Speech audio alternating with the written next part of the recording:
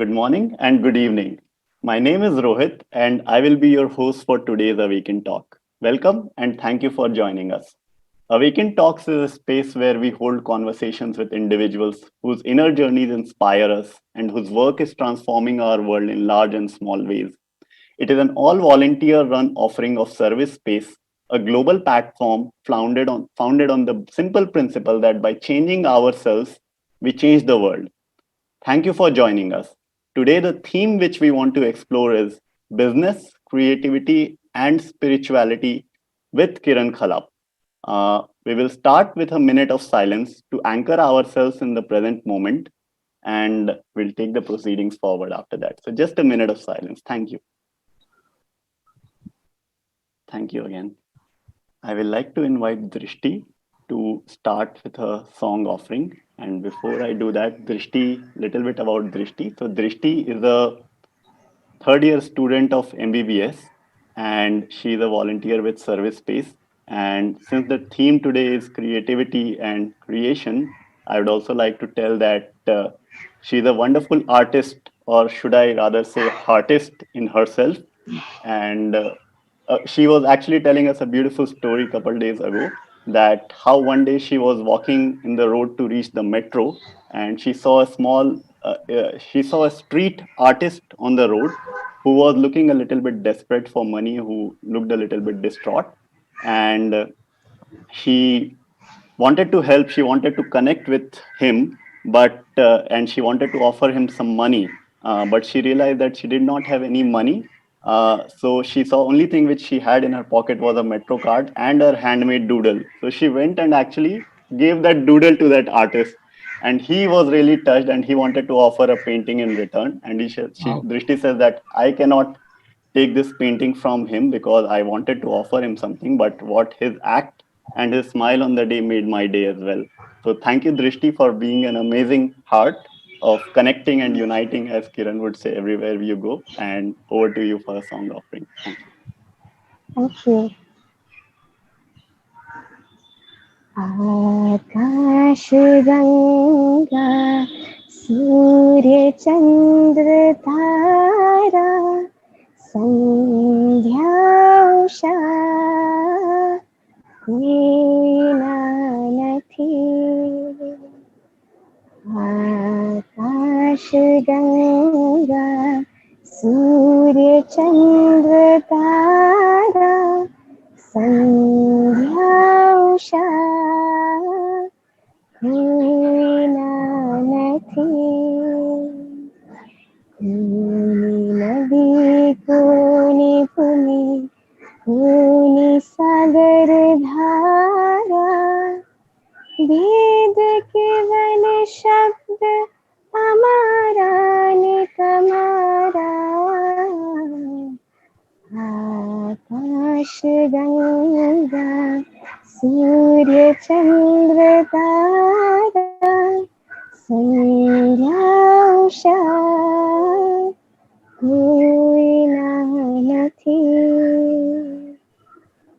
મેઘધનુ અંદર નાખો કદી જંકો મેઘધનુ અંદર ના હોય કદી જંગો સુંદરતા કાશ બન્યા વિવિધ રંગો आकाश गंगा सूर्य चंद्र तारा संध्या उषा कोई ना નથી कोई ना નથી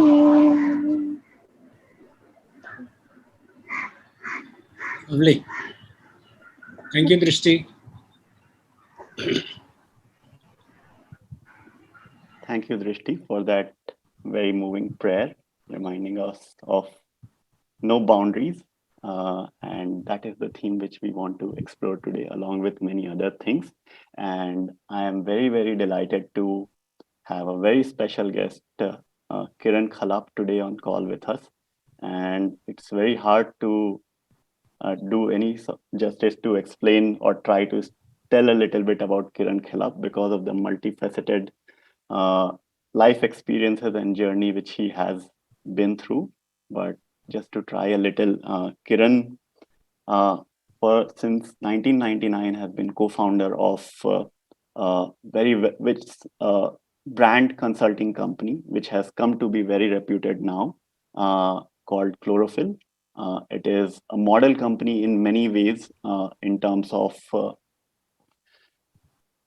leading with values, leading with no boundaries, and also in terms of redefining also professional competence. Before that, a very interesting thing about Kiran is that at 17, when most of us are busy actually thinking about our careers and our next uh, fun trip and vacation, Kiran says that the most important thing for him was uh, to understand what the truth is. And that truth, that quest for truth, led him to a very interesting and unique journey, which we will talk about a little more today. And yes, so he's a co-founder. He is one of the most respected branding professionals. He is a rock climber, which is something quite unique. He's an author of Very three mediocre books. rock climber. He's an author of three books, and he has, despite all these four jobs, he has another three jobs. He has another live job, which is dissolving the self. So, thanks a lot, Kiran, for joining us today. We are extremely delighted and humbled to have you today.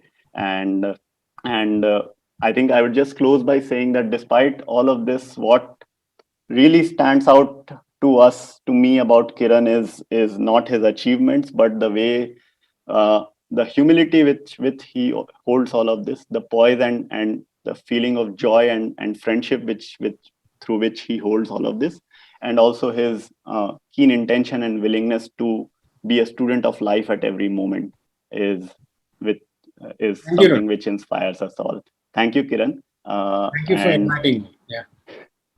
and so we have, and to just to brief people, everyone on the call flow, we will engage in a dialogue with Kiran for the next 50 minutes or so. I will interview. And then after that, we also have, we'll take questions from all of you audience.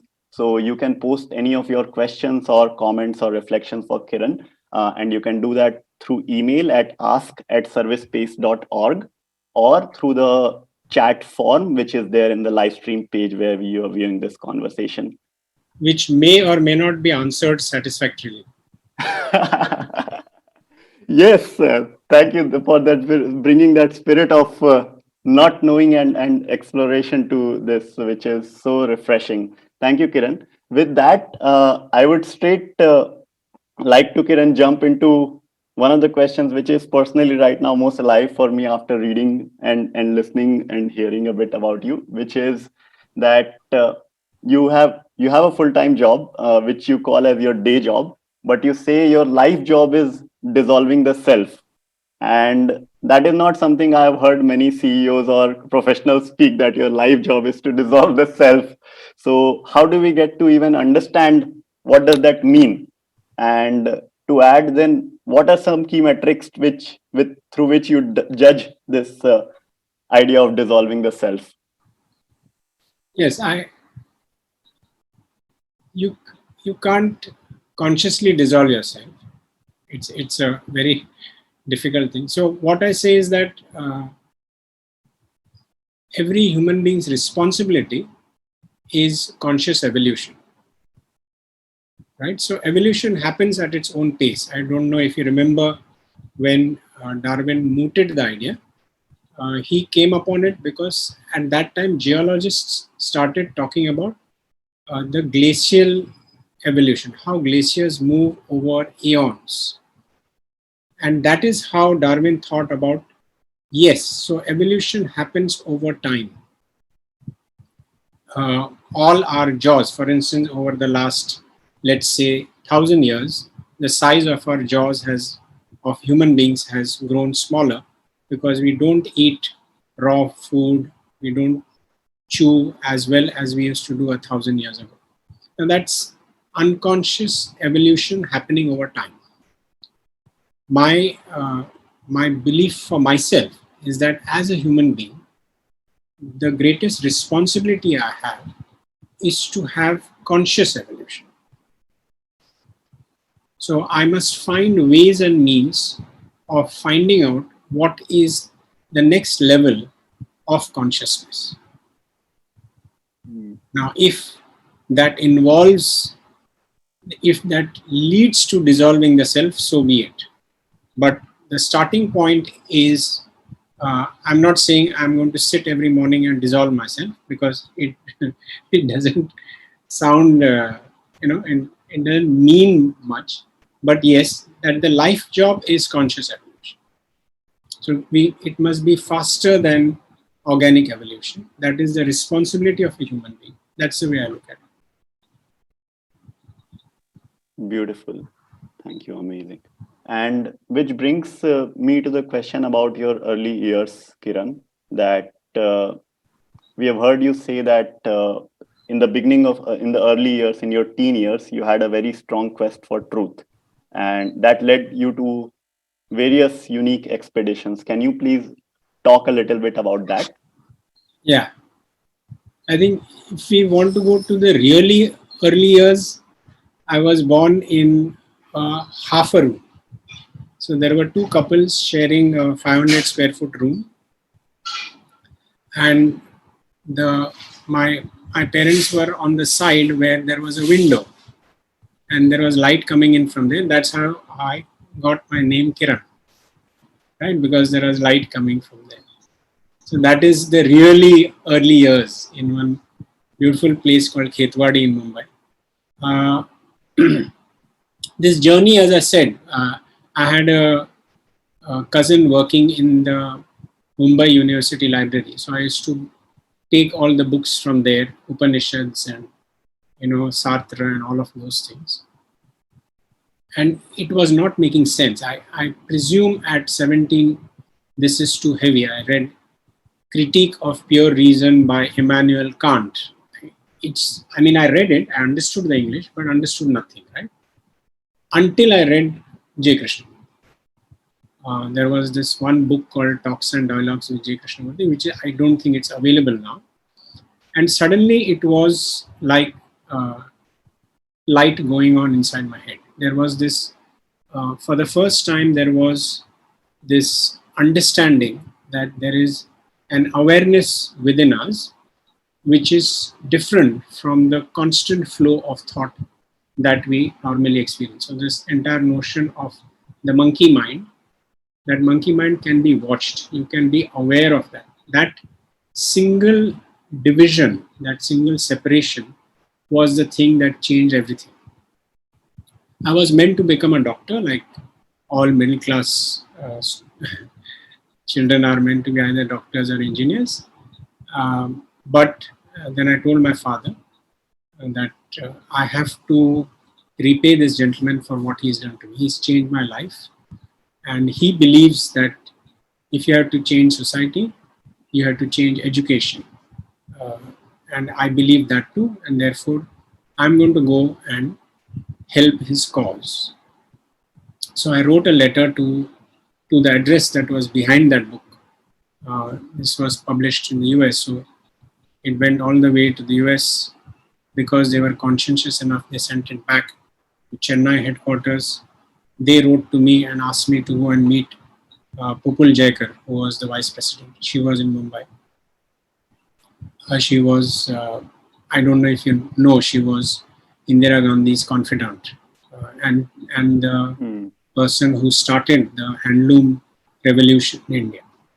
So she was kind enough. She said, Kiran, don't go now. Finish your graduation. God knows what life will bring. So finish your graduation and then go. So I ended up going after I finished my graduation 20. On the day that I finished my chemistry practicals, I got onto a train. I didn't even know where this place was. And I still remember my poor father and mother and sister standing on the railway platform saying, how long will you be gone? I said, I don't know. What will you teach? I don't know. How much are they going to pay you? I don't know. And all I knew, I had a friend whose father used to be in the railways. He told me that you catch this train, and if you get off at Mughal Sarai, 1.5 days later, from there you'll get a rickshaw for 2 rupees and you'll reach Rajghat. So that's how I landed up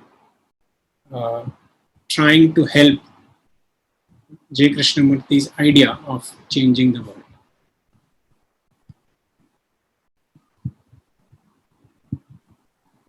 Wonderful. Thank you. And Kiran, so when you went to the school founded by J Krishnamurti, how were those 4 years over there? How did you receive and process JK from reading the book first, reading him from a few books, and then seeing some of his principles in action? And also, you had the opportunity to meet and spend time with JK personally also a few times. So, how did you process this entire thing, the person as well as his quote unquote the teachings? What changes it brought about you in those 4 years? It might sound strange, but I really wasn't interested in meeting him. Right? Because he himself had said that you read the book, I've shown you the path, and you have to walk. You have to walk through the door yourself, is what he used to say. I didn't have any sense that if I spend time with him, it will change me. My entire belief was I have to change myself. So I really didn't force myself to spend time with him. Because he used to walk fast, I was 21. So nilly-nilly, I ended up walking with him because others may not be able to keep pace. Or there were times when we would have breakfast or lunch or dinner with him. But otherwise, I had no great desire to spend time with him and therefore be blessed, or the word is receive grace. I really wasn't trying to.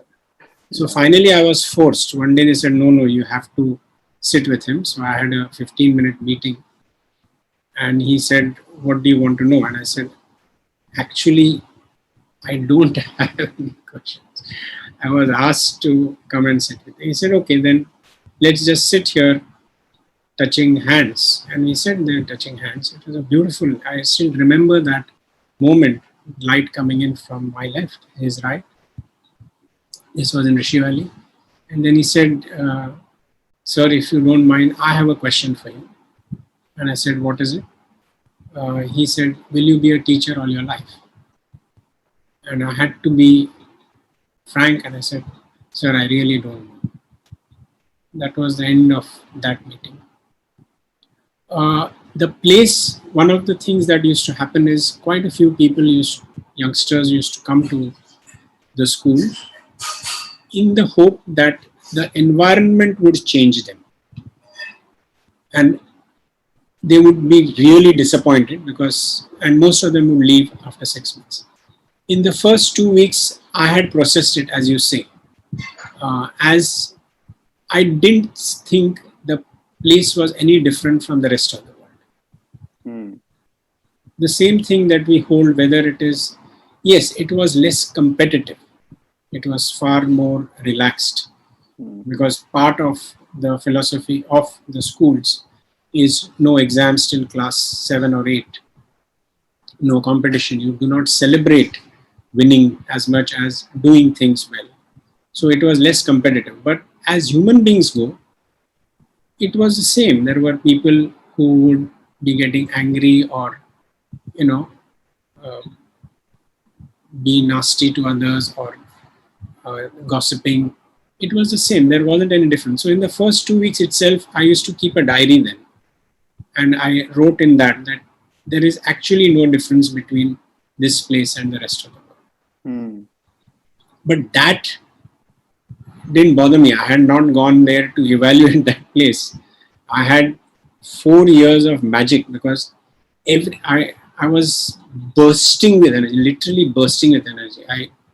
I was in such peak physical form. I could in those days stand upside down on my fingers and do push-ups.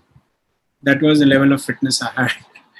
And whatever I knew, I taught the students. I had done calligraphy, so I taught them cursive handwriting. And it is based in a fort. It's a Rajghat fort. So there are places there where there are little walls. So I took people rock climbing. I had done gymnastics, so I taught all the young girls gymnastics. I had learned judo, so I taught them judo. The school had two projectors, 16 projectors. And I discovered that most of the embassies in Delhi give films free to schools. So it was like at least one film every 2 weeks. The children are having a ball. They had never watched so many films. Swimming. This side, remember that the campus is extraordinarily beautiful. It has two rivers. There is the Ganga, which is a kilometer wide, and there is a Varuna. And the part of the Ganga which is next to the campus is dirty because that's where the sewage pipe flows in from the city. But the other side of the Ganga was clean. So I would take children swimming there. So it was 4 years of absolute magic. It was, everything that I knew I shared. Wow, amazing. And I hear you, and it makes me more curious, Kiran, that you're saying that it was not as much about the space, that the space itself will not guarantee any change or transformation Correct. in you. So I'm also curious that in these 4 years you spent there as a teacher, what is the one core thing which perhaps you learned about being a teacher? Because especially when we are concerned about values education, like everyone is trying to do this, but systemically we have seen that how most of the time schools are not being able to do a great job. Like, for example, there was another speaker, Venkat, who came on call a few days ago, and he said that as far as educating the intellect is concerned, educating the mind is concerned, I think schools are doing a good job, but educating for values or educating for heart, there's just very little competence in terms of schools. So what is one thing about a role of teacher which you could distill and give us from your experience there? Perhaps I didn't see myself in a role. I was just being myself. So I would say if you're looking at values, the biggest way to teach those values would be for you to practice them. Right? If you're saying being nasty or being disrespectful to children is not right, punishing them is not right. If you do it yourself, that is the biggest way to inculcate those values. When I look at the greatest influence in my life, it is my father, right? In the 60s, my sister told me this about 2 years ago. In the 60s, he used to pay my mother an honorarium, a kind of a salary, saying this money is yours and only for you because you work so hard. Now, that is a value that is being practiced. As far as I'm concerned, that everybody is equal is something that I got from there. Very simple things. He would do very simple things. That education is empowerment. And the cost of us not getting new books, he would buy books for everybody in the family, the joint family, the connected family, or anybody who asked. Now, to me, it's the same. So education is empowerment. So anybody who's in touch with me, my driver, the ladies who work with us, the house help, all their children's education I pay for, because that's a value I've inherited. So it is, to me, the value is demonstrated rather than being talked about. There was one interesting thing, because Krishnamurti used to have these dialogues about what is fear and what is that. And when I landed up there was another gentleman who took me under his wing. Very fine gentleman. He's no more, Rajesh Tala. And he was very fond of having these discussions with the children. What is fear and all that. And I was uneasy with that. I said, this is all conceptual, right? It is, what are you discussing? What is fear? Let me show you what is fear. So I went to the Varanasi University And I said, do you have a mountaineering club over here? And they said, yes. I said, do you mind coming to my campus? And the campus had these uh, buildings with chimneys attached to them. These were all buildings built for engineers to stay when they were building the huge bridge across the river. It's one of the oldest bridges. I think it's at least 150 years old and still needs no maintenance. So I got them and I made the children rappel from that chimney. And in the middle of the rappelling, I said, now do you experience fear? You understand what it is. Try and see what it is. What is happening? Why are you so scared when you know that the rope is holding you? Right? So to me, that's another theme that that would be part of everything that I do. The living with concepts is like living a second-hand life, right? Its concepts are not reality. So when you think about a concept like society, and I say, okay, in Hindi films you say, "Ye mat karo, log kya kahenge." Now my question is, who is this log? Can you show me? When somebody says society will be against it, who is the society? Can you show me? It will finally boil down to at most one chacha or mama or somebody who are going to make negative comments. It happened to me. So when I finally went to a residential school, one of most of the on my mother's side, they had this notion that I have become a padri because to them residential school means convent school, which means Christianity. So they asked my dad, do you think he's going to come home for Diwali? He said, why? So no, because Christians don't celebrate Diwali. He will come home for Christmas. So that is society.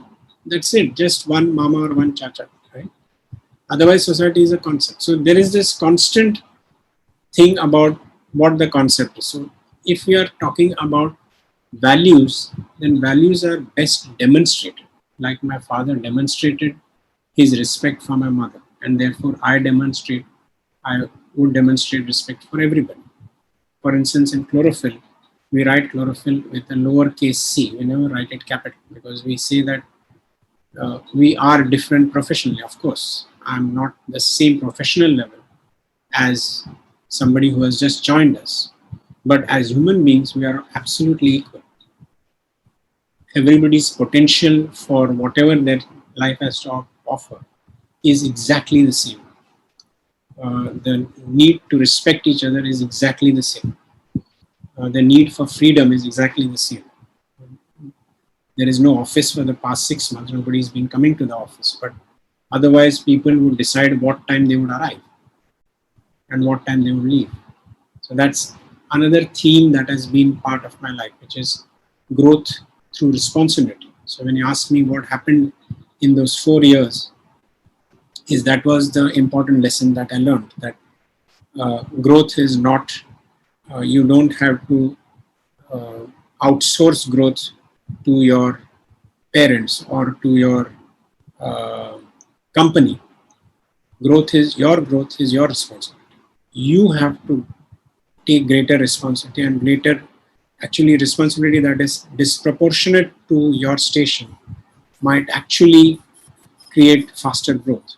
And even in my professional life, I've had the fortune of meeting so many people who did exactly that. So whether it was Alec Padamsi or Osha Bhandakar or Kirsi Kathal, these were legends, and all they did was give responsibility which was disproportionate to my experience, and that's how I grew. Beautiful. So what I'm hearing is that practice the values first before you try to teach, and also try to deepen in the values through conscious evolution of yourself. Yeah, and thanks for bringing chlorophyll, Kiran, up. We have been very amazed by reading some of the experiments and the values with which you have led chlorophyll till now. You mentioned about chlorophyll being spelled out in lowercase capital, lowercase.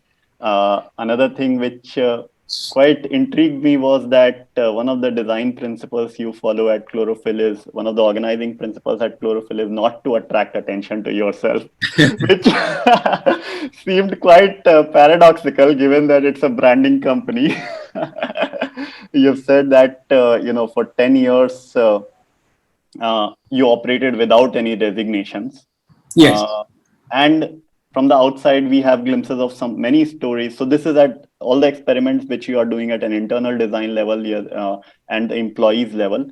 On the clients level, we have heard stories that how you have always, like, in fact, it was one of the comments. I must tell our audience that uh, one of the things which really stood out to me about Kiran's work at Chlorophyll is that it is a for-profit organization, but the kind of respect and community it has for all the employees. So it is perhaps the only company, for-profit company for sure, where I'm seeing that I have personally seen that there is a dedicated section to even talk about all the past employees who have been there. So that sense of family and community has just remained strong, and that continues to be there. Like whoever we talked to, we spoke to Swati, and she was like, "Oh, Kiran is like family first, and then everything else later." So it is amazing that there's a lot to learn, which we can learn from the way you have organized Chlorophyll. So can you talk a little bit more, Kiran, about that? What you're doing at the employees level, at the level of clients, how you're taking decisions, uh, and how does all of that intermingle with ultimately the metric which starts constraining most of us in business as we engage in business, which is your net profit, or so how all of that is panning out to you, just whatever. Yeah. So again, Rohit, I know it's, I don't know whether it sounds even sounds true for you, but I have never had a plan. I've never had a plan in my life. I have a plan. If I'm doing work, I have a plan that in the next 5 minutes I have to do this research. In the next 10 minutes I have to do this research, and so on and so on. But I've never had a plan to say by so and so year we will be so big. By so and so year we would have expanded to 5 nations, and we never had a plan like that. Though I must admit that now I have a sense that we must do something to increase the profits, not because I need money, but I think we have grown to from 10 to 20, now we're 30, right? And I think I owe it to my community to invest in them. So there are some years when when we had enough to send one of my colleagues to Sydney to learn more, because that's the way I had gone to Sydney for 2 months to study film, and that's what I did for this youngster. Now I must be able to afford continuous education for them. So I must admit that now there is a greater shift to making sure that we remain independent. We are probably the last independent consultancy of our size in the country. Most of them now have become part of international chains. Now, I have this deep understanding that if I have to remain independent, then I must have enough money in the bank. This COVID has taught us something like that, right? You normally thought that if you had enough money in the bank to last for the next 6 months, it is enough. But now this is probably going to last for a year and a half. So there is a greater recognition that I need to pay greater attention to make enough profits to secure our future. But the way it is run is an extension of my beliefs, right? So if we are saying we are all equal as human beings, then why do you need to have a cabin? So we all sit in the same way, and the tables are the same. You won't know who is the CEO, who is the MD, because it's all the same level. There are no cabins in the office. Like I said, you decide when you want to come and when you want to leave. So the theme that I mentioned earlier, that growth is through responsibility. So my attempt has to give greater and greater responsibility to the people in chlorophyll. That is how the chlorophyll innovation lab started. So there is a youngster called Chitresh Sinha who hunted chlorophyll out. He was an engineer, but he wanted to be, he studied us for so long and he said, no, I have to work with you. And after having worked for 8-9 years, he said, Kiran, I want to do something on my own. I said, sure. It's so beautiful. That's exactly what I want. That from chlorophyll will come out many other mini chlorophylls. That would be a confirmation of growth through responsibility. So those are the themes that run. We used to have this little question of, is it community or family? And I said, let's stick to community because families you normally don't leave. But I want you all to have the freedom that if you want to leave, you can leave, right? So it's a community, yes. So we still have a WhatsApp community of ex-chlorophyll. And like everybody says that you can leave chlorophyll, but chlorophyll won't leave you. So I've had many touching. There is one girl called Jinisha. She was in Nepal or Sikkim or somewhere, and she had made a video for our birthday. Our birthday is on 15th August, and she sat in one tiny cubicle over there for 2 hours, trying to send that video to us through the internet. So that's the spirit that is still there. And Kiran, are there any stories which you feel called to share, which you can share with our community right now? That especially you say you value equality a lot, that all human beings are equal. So basically any story which you have observed where there's sort of a inherent tension or conflict between profits or like winning clients, which is something which we all have experienced in business, versus sticking to the values which matter to you most. Yeah. So the values would come first, even if I'm making a loss. When I do my induction, one of the things I tell them is that to the value of being independent, and we have remained independent because we want self-respect. Self-respect is our first value. And we must be probably one of the few handful of consultancies that have sacked really big clients because they disrespected us.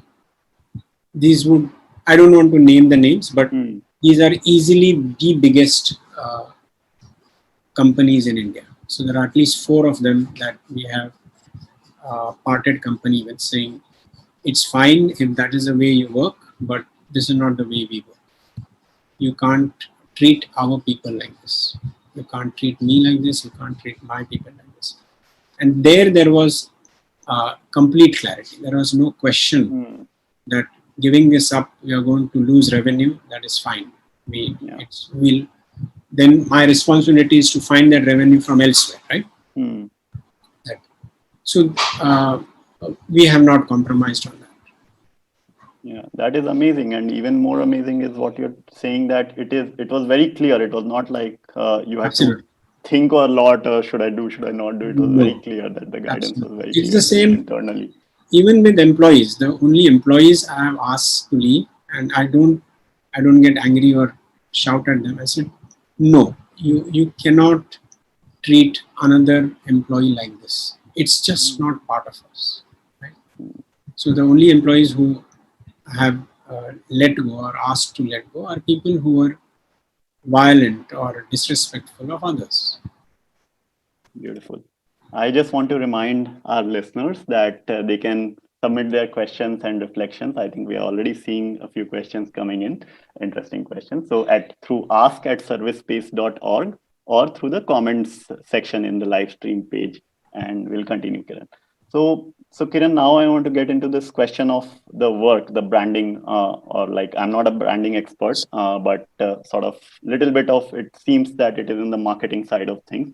And I want to ask this question, that how do, so you talk about branding, and the way I understand marketing is like, it is about building a perception. in about a product or a service or an idea. And on the other hand, to the extent I understand spirituality or dissolving the self, it is about removing all the layers of perception. So, do you see that there is an inherent tension between the two?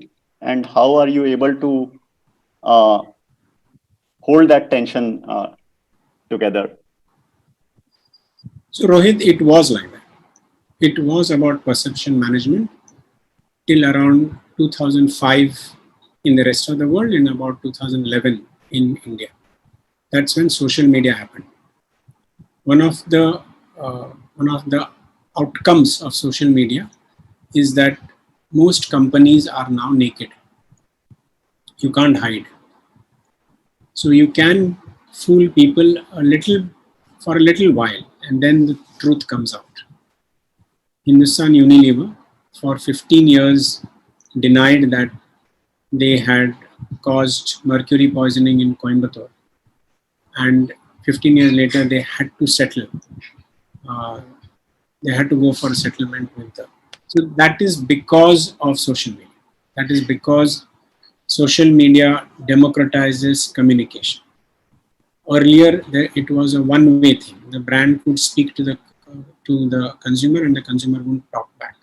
Now you have a separate thing called the online community or the peer group, where everybody is able to speak to everybody else,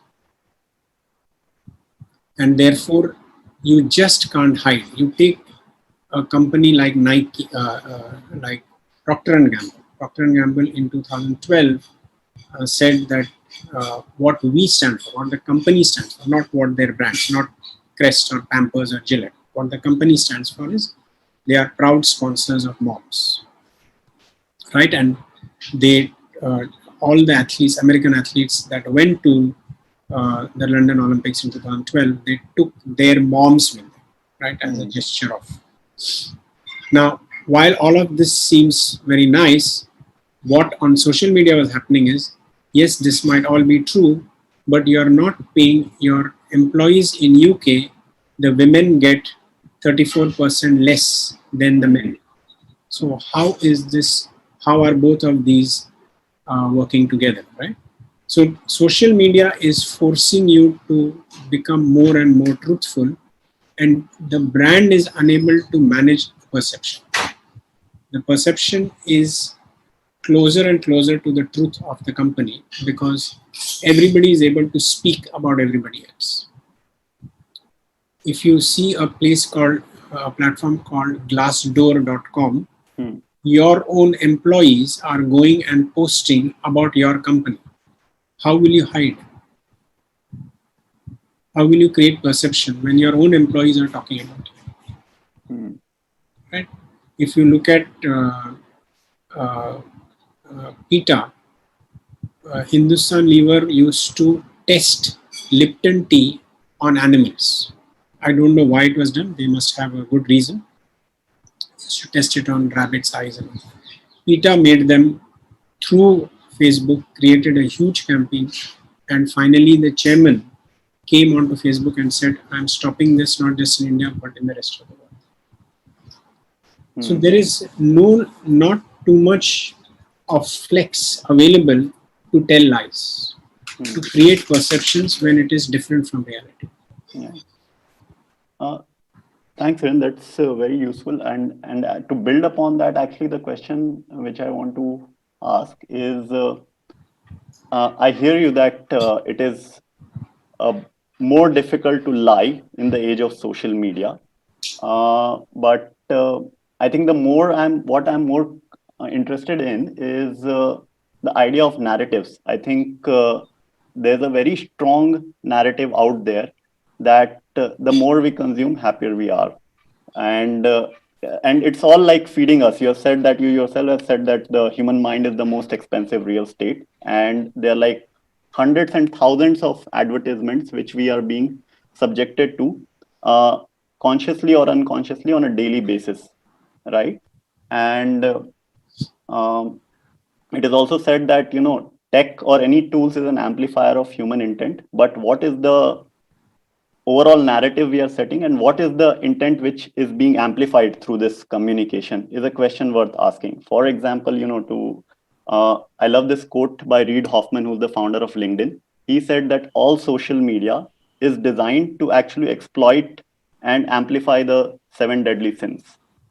So what is the narrative which we are feeding on? In which narrative we are operating is the question I'm interested in asking you. That yes, facts, right? It is more and more difficult to not do facts, not play your facts right.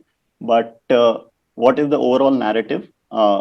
Which Because that's also an intersubjective reality, as Yuval says, that it is all uh, something which it is in our minds, that external resources, and we have seen that there's so many challenges with this external growth mindset and inequality which is creating.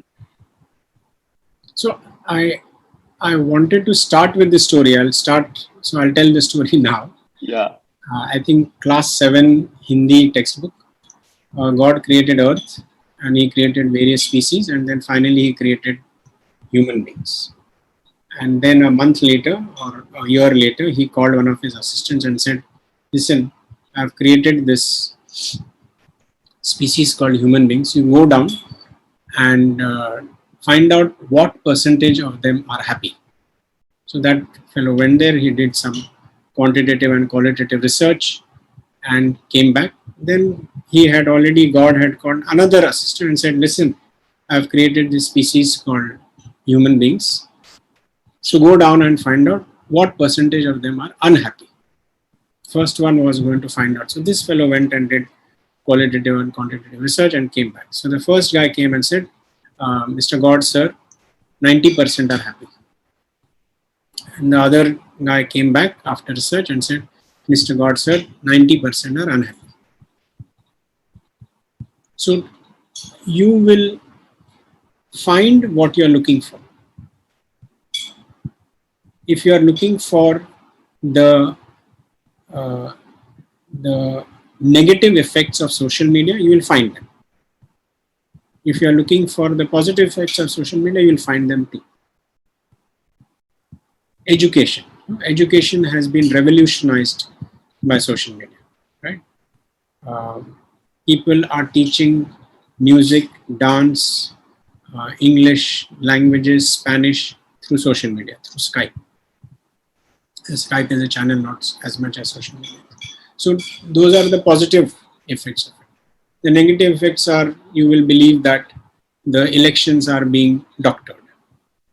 So I don't think there is one single narrative somebody is in charge and driving it. It is like atomic fission. Whether you use it for your good or you use it to destroy Hiroshima and Nagasaki is left to us. Yeah.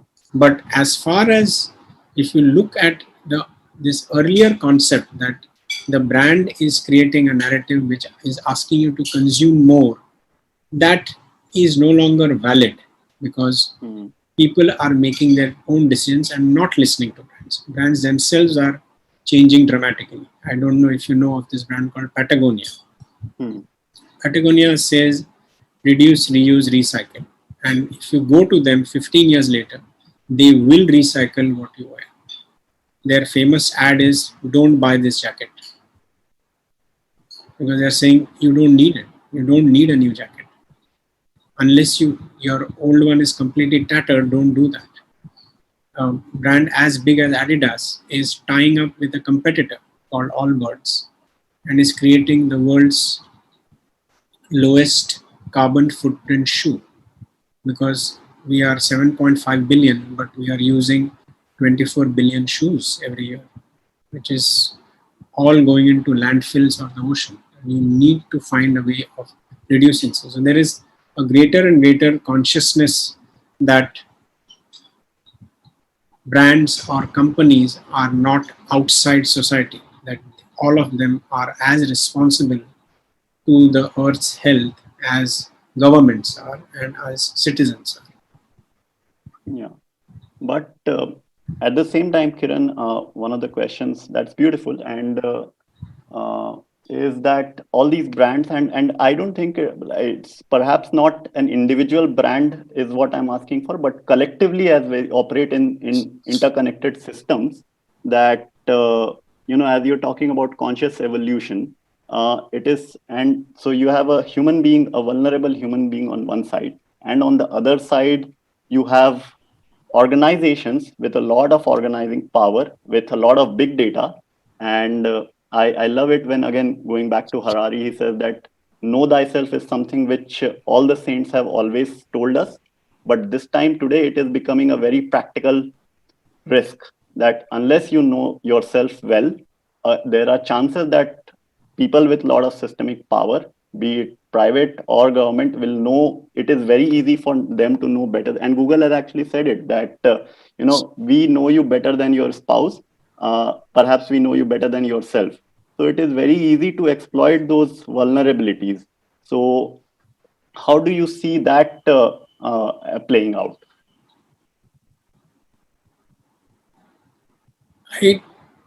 Yes, there will be segments of society which will be vulnerable. That is true. But again, at a universal level, whether that is true, I do not know. You and I may be more conscious of that and therefore can build barriers to being exploited.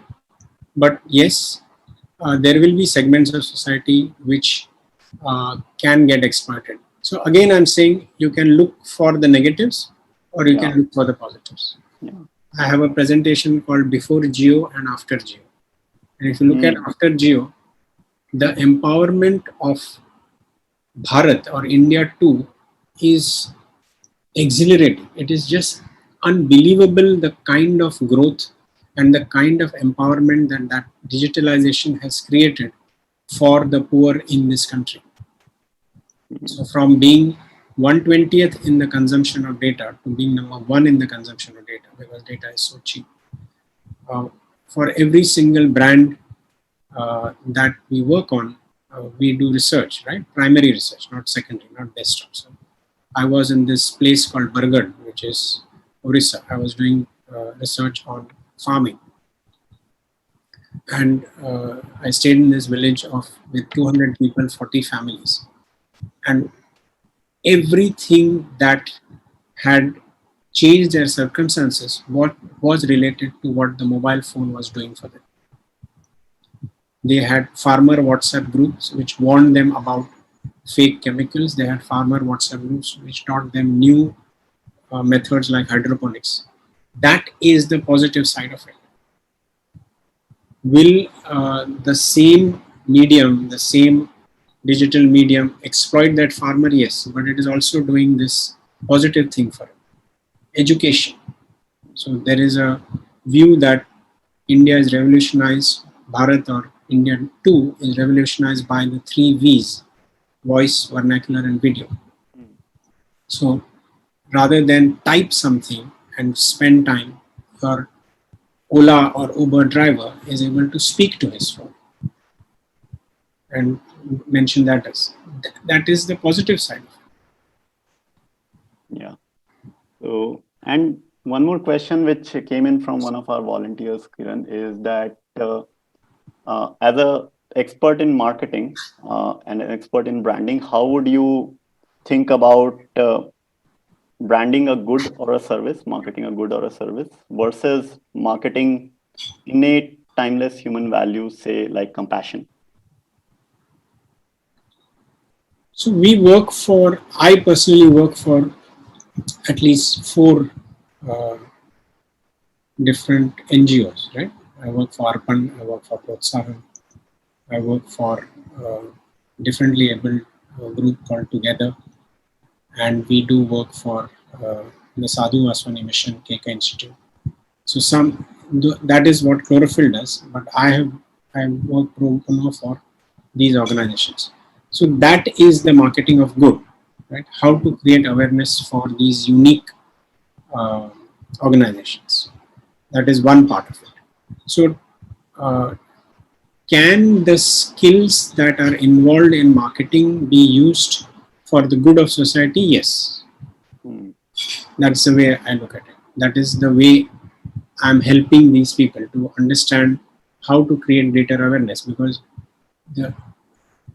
most of them are shy. They have this great passion to do something for. So Protsahan does this work for, uses art to heal abused adolescent girls, right? Now it uses photography, and they feel shy about talking about this because it looks like projection.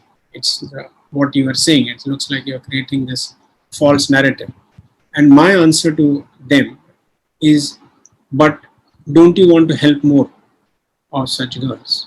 And the only way you can help such girls if you tell your story, true story, to more people. So that again, as I said, are you looking at the positive side of branding, or are you looking at the possibility that some brands may exploit some segments of society? Beautiful. Talking about social work, I just wanted to also presence that Kiran has been doing a lot on the fringes also, which he does not, which he has not talked about. Like, for example, he and his wife together, his wife more so, but have worked a lot on restoring dignity and supporting the Indian native breed of dogs, which is pariah dogs. And also, interestingly, not many people you will come across who have actually a species of spider named after them. So it is Kiran and his wife both have a species of spiders named after them, which also is because they collaborated and used all their skills in terms of supporting nature, and which led to discovery of these species. So the person actually went ahead and to honor them, put it in their name. So thanks a lot, Kiran, for all the work which you're doing on the fringes, which does not even perhaps get as highlighted. He Like also also, works for Tigers, for the Satpura Foundation. yeah, He manages their social media. So they look after all the central Indian tiger reserves, mm, creating water, creating alternative employment. So that is also something that she does. amazing. And the other thing which is very, very dear to you, Kiran, is creativity. And you talk about this phrase, to create is to unite. Yeah. That's a very interesting phrase. I have also been reflecting on it. And the question which I want to ask in that is, for me, the key word over there is unite. And I wanted to break that down, that concept a little bit, and ask you that what does uniting mean to you? Bringing together. So here's how it happens. So if you look at the word creativity, it did not exist in ancient civilizations. All the beautiful temples, not all, there are some, there might be 2% of the temples, those beautiful temples in India, which are signed off by somebody has said that I created this. But the rest of all the statues and all the magnificent things that you see, there is nobody's signature over there. So there is a sense in which that creativity was seen as worship. The word creativity was discovered, was defined by as recently as 1927, right? And one of the problems with that word is that it is seen only for problem solution, for innovation, or for creating something new. Right? While the to me that is the best definition, that to create means unite, because that allows you to think about it beyond just creating new art or new poetry. So what I keep saying is creating to create is to unite. This was given by a gentleman called Teilhard de Chardin, who was a paleontologist and a priest, and quite a few of 20th century philosophers have drawn from his ideas. So he, for instance, had this idea of, like we have atmosphere, we have ionosphere. He had this idea of a noosphere, of a skin of consciousness surrounding the earth. They're beautiful ideas. He had another idea called the omega point. So this, he is the one who came up with this idea of to create this to unite. And that allows us to then look at creativity at multiple levels. So you can look at it at a physical level. So sperm meets egg, and you have a baby. Your consciousness that you have as your own consciousness through meditation, that consciousness dissolves and unites with a larger consciousness that you might call samadhi or whatever. So at a spiritual level, you have a different connotation. That's why I like that definition. So rather than just problem solution, which is about innovation or creating poetry or creating painting, because if you restrict it to self-expression, which is what people do, then you can have a person who's creator and destroyer both. And I gave the example that most people don't like, which is Picasso, that he gave us a new way of looking at reality. He said, in a photograph, I can see only one side of the face, but in a painting, why do I have to restrict it? I can explore the other side of the face, and he created cubism. But out of the 6 women in his life, 2 went mad and 2 committed suicide because of the way he looked at women and treated them. That is not uniting. That is destroying. So to me, then I would restrict his sense of creativity to a talent for doing something. And therefore, if you use to create this unite, you could have a person who's uniting people, who's uniting her consciousness with somebody with a larger consciousness without having talent. So the first book that I wrote, Halfway Up the Mountain means mediocre, is about a young girl who learns this art of uniting with a larger consciousness without having any talent of her own. So that the mistaking of talent for creativity ends when you use to create instrument. So the specific, let's say when you want to define an idea, what does an idea do? An idea combines 2 frames of references to create a third new frame of reference, right? That's an idea. So I'm in Mumbai and I come out of the railway station on a hot summer day and the guy is shouting, this is a real experience, Lal Baraf Khao, which means he's saying, eat red ice. Yeah. So he has taken the idea of ice, which everybody has, which is cold, and he's taken the idea of red and combined it to create this unique idea in your mind because he's selling watermelon cubes. So he's selling watermelon cubes as red ice. That's an idea. Yeah. So that's those 2 frames of reference coming together to create a third one. Thanks for beautifully expanding this frame of creativity, Kiran, to just self-expression to overall living. Yeah. And we also resonate that it is one of the very critical things. We need a lot more creativity in the world today, where the disconnection seems to be rising so much. Correct. Yeah. And we'll move on to some of the questions from audience now. And so there are quite many questions coming, Kiran, again on your marrying of your values and your business, which is also your life job and also your day job. That I think the overarching question is that do you see they feed into each other or at times they are conflict with each other? For example, Sonal from Bangalore is asking, have you ever been conflicted with, and I'm just quoting here, have you ever been conflicted between your external organizational goals and your inner values? How did you resolve those conflicts, and did it result in the compromise of your goals or it resulted in compromise of your values? Jayendra from Sydney is asking, can you give one example where you had a most difficult situation or problem in running your business and how did you handle it? Rohan is asking that how do you balance a culture of compassion with a culture of performance? So any thoughts on some of these questions? If you want to take it one by I said earlier, you're free to ask me questions, but I'm free not to answer. So one of the themes that I have got, I think probably from Krishnamurti, is that the word individual in itself means not divided.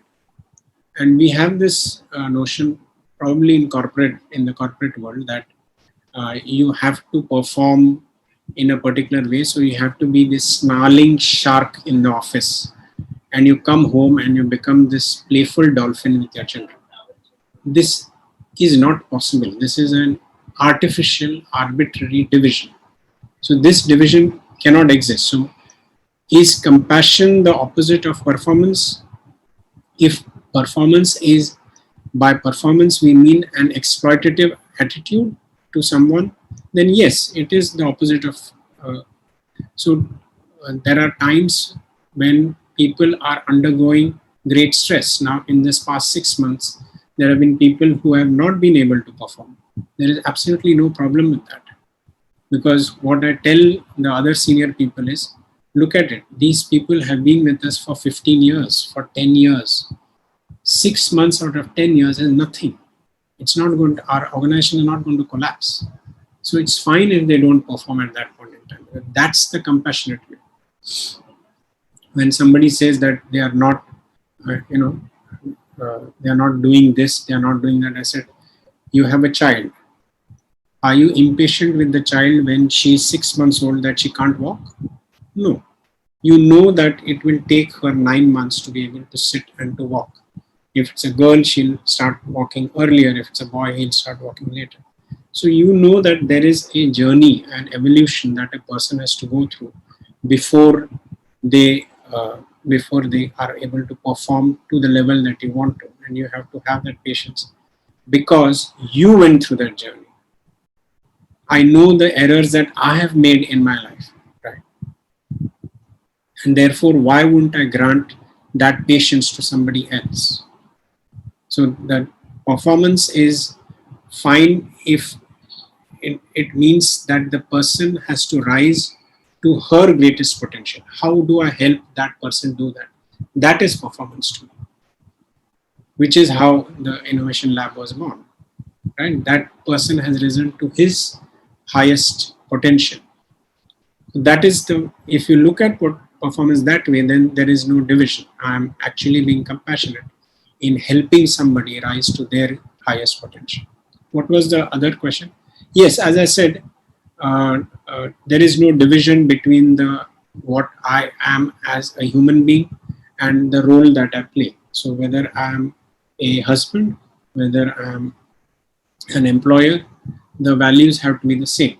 Whether even I'm a partner to an organization, it's the same value. So that I have to respect my client as much as I respect my employees, as much as I respect the courier boy who comes to the office, right? One of the things somebody wrote once that she had come to our office and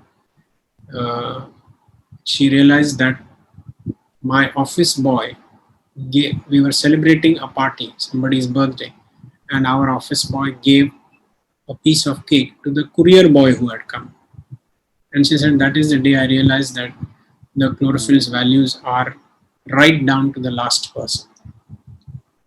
Because we are saying we have to treat everybody equally. What was the other question?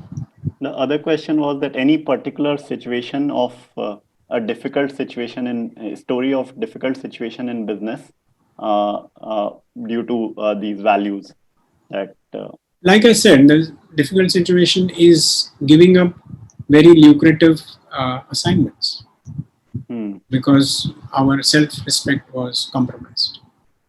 Got it. Thank you. And so there's a question which goes back to your childhood life, Kiran. So it is from Rahul. And he's asking that you shared in your teens you were reading the Upanishads. What led you to read such deeply spiritual stuff in your teens? What were the formative experiences of your childhood with your parents? And if I may just add on to the question a little bit, is if you can also talk about your relationships, that how it has impacted your own conscious evolution as you practice it. How has it impacted your relationships at work and your relationships at home and outside also? So there is a phrase I learned about 5 years ago called genetic lottery.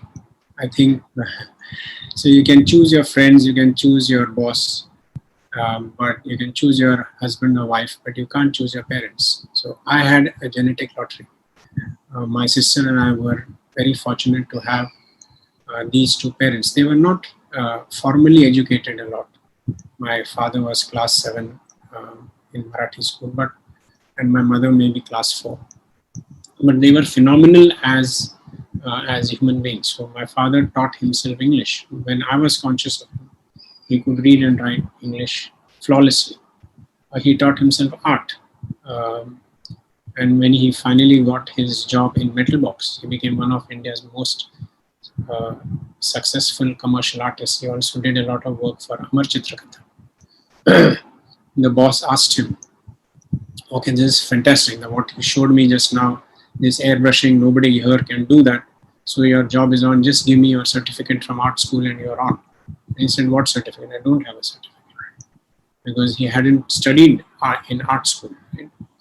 So these are the parents. Now he himself practiced this idea of conscious evolution. So he wanted to know what is the next step. And he tried to get what is called as grace or diksha from this gentleman called Uloni Maharaj from Pune, who practiced Kundalini Yoga.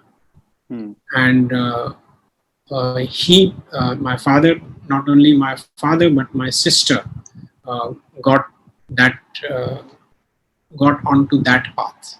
And those were the years that is one path about spiritual evolution. The second was about reading.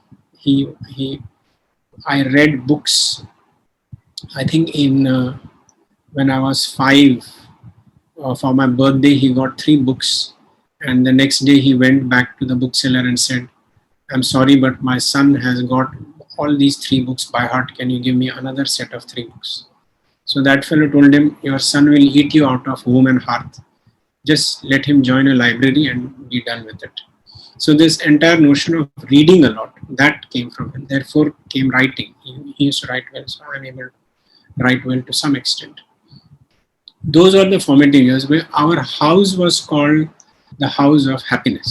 Many of my friends, when they were not, when they were unhappy in their houses, would come to our house and my mother would feed them. And my father would crack many jokes. He had an incredible sense of humor. So those were, that is roughly the formative years. So my sister and I always say that is the greatest gift we have got. We didn't have big flats or cars or anything, but we had such an incredibly happy childhood. So I started doing Vipassana in 2003. And I used to be a fairly impatient child. I used to be fairly sentimental as a human being. And over time, as I have practiced Vipassana in a more and more disciplined manner, I have this idea that it has sharpened the working mind and slowed down the thinking mind. So there is one gentleman called Balsekar who had this nice little working definition of the thinking mind and the working mind. So the working mind is when a surgeon is doing surgery or when I'm doing some analysis. That's the working mind. There is no gap between concept and reality there. But when you're thinking about the thinking mind, when you're talking about relationships, that is when there is a gap between concept and reality, because we relate to each other through concepts. I think about Rohit as Rohit appeared to me during his talk. But by the time I meet Rohit day after tomorrow, Rohit has changed quite dramatically, right? So that relationship between concept and reality, that is another problem that gets solved when you are doing Vipassana meditation. I think there is very little gap between reality as you experience it and your extraction of it as a concept. You tend to not do the extraction as a concept and stay much more in reality. Very simply because you start with breathing, right? Because you can't breathe for tomorrow. You can't breathe for yesterday. Breathing is here and now. So if the whole thing is to pay attention to your breathing, then you will be here and now. You will be, for the first time in your life, you will not be living in the past or living in the future. You will be living here and now. So that impacts relationships because the thinking mind has slowed down. You are not creating any illusory thoughts. You are not judging people. You are not using the past to relate to them. That dramatically changes your relationships with people. Beautiful. Thank you for bringing this your personal practice of Vipassana out there. And so Vipassana has been a core practice, one of the core practices for you, Kiran. Apart from that, are there any other practices also which you follow, which I'm sure our listeners would love to know a little bit, that what are the other some practices which you follow for your personal evolution? This third book that I wrote, Black Reverend, is based on uses Ramdas Swami, who was one of the few saints who was physically fit. So I have always been physically active. My father was very worried that I would become a bookworm. So he pushed me into this outward journey. And I've been trekking since 1977. I had close to a 90 to 100 foot fall in 1979 from rock onto rock, but I have continued to climb.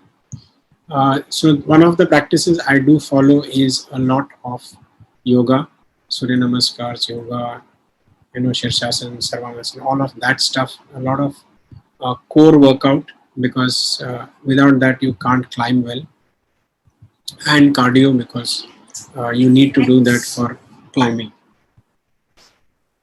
Yeah, one fun fact about Kiran actually is, as he engaged in a lot of rock climbing, is that when he was in Calcutta working at, was it Linta? his office was in the first floor, and it was only rare that he would climb up the stairs. He would always go through the wall outside directly into the first floor. So that just for ordinary people like us, it's just a very simple thing which he does for him, but like a huge testament for us to his Yeah, fitness level. even in Banaras, I used to climb to the top of the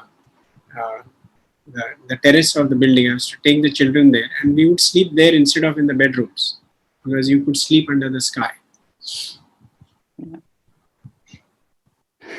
Wow. So, Kiran, second last question is that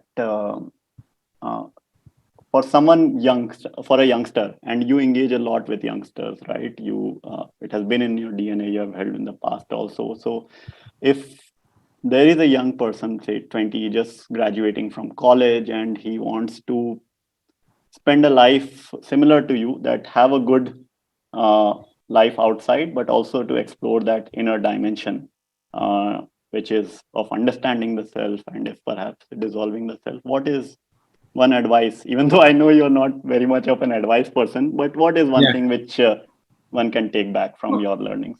I really deeply believe that I don't see myself as an exemplar. I don't see myself as an example of anything, and that is not to say that that is because I feel that everybody's path will be different. Right? There is a notion of, if you study Ayurveda, there is a notion of Prakriti. Prakriti is your inherent nature, right? And then according to Ayurveda, that Prakriti is decided at the moment of your conception, and it will never change. So in Ayurveda, you have the 5 Pancha Mahabhut. So you have water and earth creating Kapha Prakriti, water and fire creating Pitta Prakriti, and air and space creating Vata Prakriti. Right? In similarly in Western civilization, you have this psychosomatic constitution of cerebrotonic, viscerotonic, and somatotonic. Now, your Prakriti, if your Prakriti is different from mine, willy-nilly, your path will be different. That's why it is not possible to say, let me be like him. You can't be like him or her, because the influences that you have, plus this inherent Prakriti that you have, are very different from anybody else. And the reason why I liked, I resonated with Krishnamurti was his famous speech was, "Truth is a pathless land." There is no one way to approach it. Each one of us has very different tendencies, very different ways of how we remember things, how we approach life, and therefore the path can't be the same. This famous advice that follow your passion, 99% of people don't know what their passion is, right? So what is the advice that you give? No, there is no great advice besides saying try and be as authentic as possible. Try not to lead a second hand life. Try not to lead an unquestioned life, right? So to me, questions are important. When you say I'm so, and your parents have taught you, or your society or whoever is around you has taught you, this is your caste. Question that. What is this caste? What does caste mean in the first place? Once you question that, then there is a lot of new discoveries and new ways that you'll find. One of the most disturbing things that I say to people is, you use this word I all the time, right? That's the maximum word that we use. If you don't mind, can you show me I? Can you touch I? Can you feel I? Can you smell it? No. So it's only an idea. It's not real. It's only an idea inside your head. And if you sit in one corner and you keep looking for that I, you'll realize it's only memories. It's very disturbing to people that the word we are so fond of is just a figment of imagination. There is no I. Now, if you do that kind of questioning, you will find your own path, is the way I look at it, rather than look at me or look at anybody else as an example. Beautiful. And Kiran, you have said that you love questions more than answers because questions can, open up something within you. So I am very interested in, is there any question, what is one question which is most alive for you at the moment in your life? What is the one? What is one question which, as a seeker, which is most alive for you at the moment? No, I don't have any. Okay. Yeah, I'm very happy as a person. I think I'm doing a process which is right for me, which is a combination of physical fitness and Vipassana. The foundation was laid by my father, then by J Krishnamurti. And the people that I meet, in fact, in chlorophyll itself, there are at least 4 people who practice Vipassana. I didn't ask them to do it. It's just that they are attracted to this organization. There are at least 3 who practice chanting. So we have a set of people who's attracted to the organization because of the nature of the organization. I have no plans. I have no ambition. I have no great desire. I'm happy if I have food once or twice a day. There is no need anything for any great riches. So I'm in a very, very, very nice and happy place. That is remarkable, Kiran. Thanks a lot for sharing all this with us. It is just remarkable how in your early childhood you had that experience. Do we have time for one final comment? Yes, so there is one. Yes, surely, please. There's a little bit more after that also, but please, one final comment. So, if you find time, do watch this TED talk by this lady called Elizabeth Blackburn. She's a Nobel Prize winner, and she talks about something called telomeres. I don't know if you heard this word. Telomeres are the tails of our DNA, and out of these many trillion cells that our body comprises, every day cells are reproducing, right? They are renewing in the body.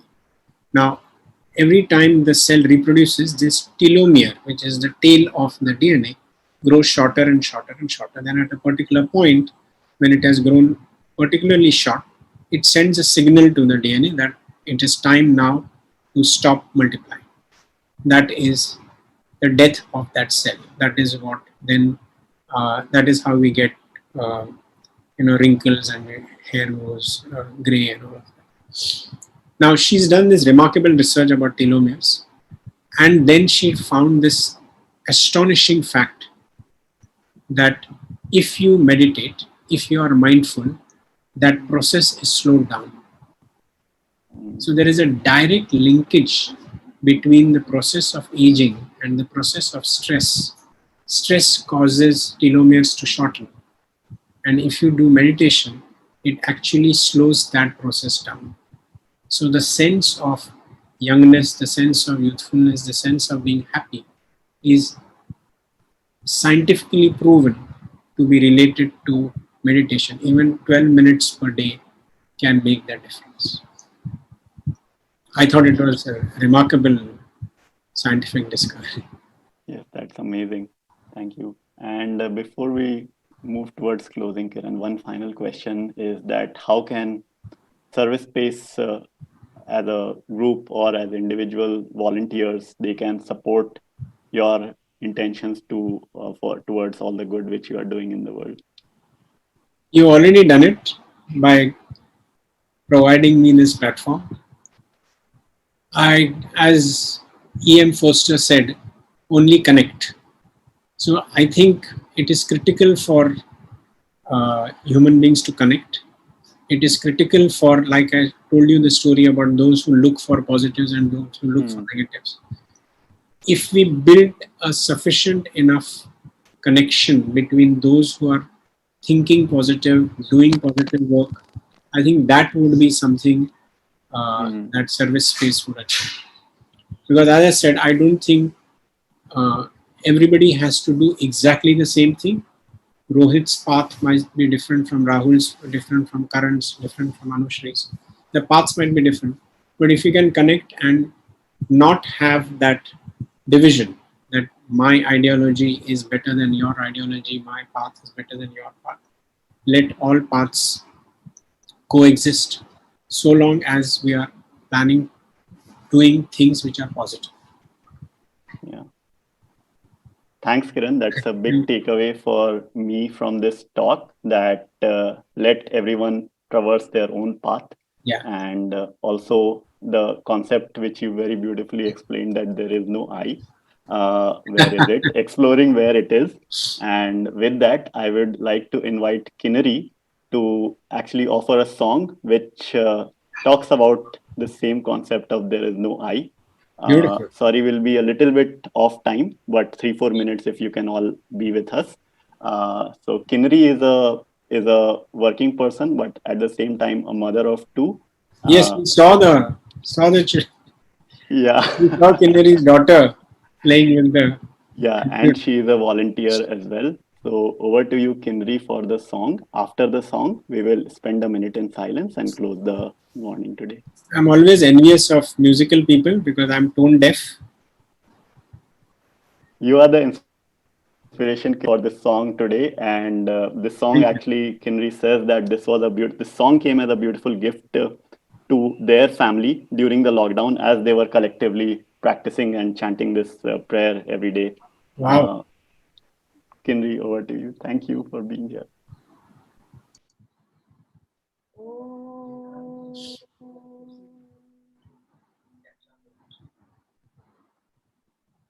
मनोबुद्धिहङ्कार चेतानि नाहं न च श्रोतजिह्वे न च घ्राणनेत्रे न च व्योमभूमिर्न तेजो न वायु चिदानन्दरूप शिवोऽहं शिवोऽहम् चिदानन्दरूप शिवोऽहं शिवोऽहम् न मे द्वेषरागौ न मे लोभमोहौ मदो नैव मे नैव मात्सर्यभाव न धर्मो न चार्थो न कामो न मोक्ष चिदानन्दरूप शिवोऽहं शिवोऽहं चिदानन्दरूप शिवोऽहं शिवोऽहम् अहं निर्विकल्पो निराकाररूपो विभुर्व्याच सर्वत्र सर्वेन्द्रियाणां सदा मे समत्वं न मुक्तिर्न बन्धः चिदानन्दरूप शिवोऽहं शिवोऽहं चिदानन्दरूप शिवोऽहं शिवोऽहं चिदानन्दरूप शिवोऽहं शिवोऽहम्. So, Kinnari, you should read my first book, Halfway Up the Mountain. It is based on this shloka. We will This just is called, I think, Atmashatakam by Shankaracharya. It's called the Song of the Soul. Beautiful. So the legend is that he had gone to Banaras and he was going to stay with somebody, and he knocked on the door, and the person from inside said, "Who are you?" And he spontaneously said the shloka. That's the legend. Oh, Wow. wonderful. Okay. Atmashatakam. It's beautiful. So we used to sing this in Banaras. There was an assembly hall. Yeah, this assembly hall designed by Tagore's architect. And you can imagine 300 children chanting the shloka. It was absolutely otherworldly. Beautiful. Thanks a lot. On the banks of the Ganges. Yeah. It is quite a mystery from where we go where, and in the same way, it is a mystery the way which we all came together in this particular formation. It is a pathless land, but for some moments our paths unite. So, in gratitude for that, we will spend a minute in silence. That may the goodness, if anything is there, continue to ripple out.